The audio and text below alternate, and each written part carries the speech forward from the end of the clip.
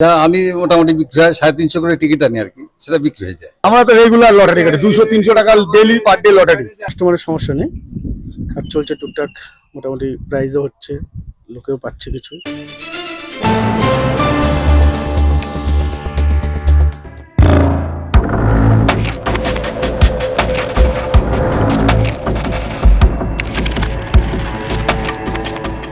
নদিয়ার বিভিন্ন এলাকায় লটারি টিকিট বিক্রেতাদের নানান মুনির নানান মত।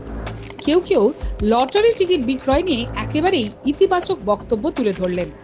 42 বছর ধরে এই ব্যবসার সঙ্গে জড়িয়ে এক ব্যবসায়ীর কথায় যা রোজগার হয় তা নিয়ে যথেষ্টই খুশি তিনি।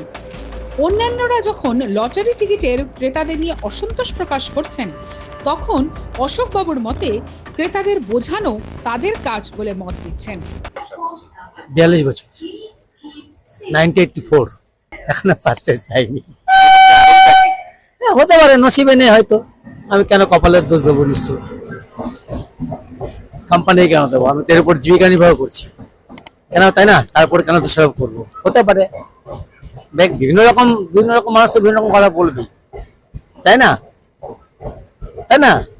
তাহলে আমার বিজনেসটা আমাকে ঠিক রাখতে হবে না? মানুষ বলবে, তার সাথে আমার কথা বলতে হবে, বোঝাতে হবে। আস্তে আস্তে দেখছিলাম যে কারেন্ট ডেটের অনেকগুলো, এগুলো কি আপনার এখান থেকে বেঁধে? হ্যাঁ, এটা হয়েছে, এটা গতকাল হয়েছে, এটা কদিন আগে জোড়া হয়েছে, এটা হয়েছে।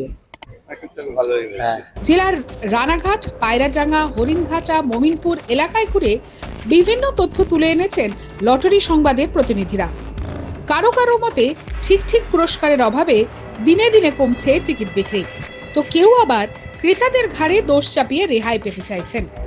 নকল টিকিট নিয়ে অভিযোগটা অবশ্য একটু কম, দু একবারই এই প্রসঙ্গ উঠে এসেছে বিক্রেতাদের মুখে।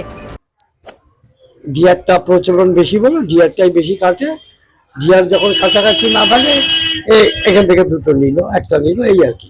এই টিকিটের পাশাপাশি একটা অন্য ধরনের টিকিট দিচ্ছি আছে, আমরা তো বেচি না এগুলো।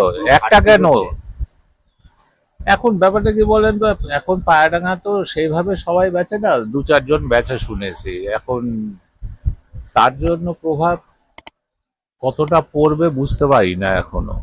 যাই হোক, লটারি টিকিট বিক্রয় বিষয়ে ইতিবাচক বক্তব্যই উঠে আসছে, এটাই বা কম কি। ব্যুরো রিপোর্ট, লটারি সংবাদ।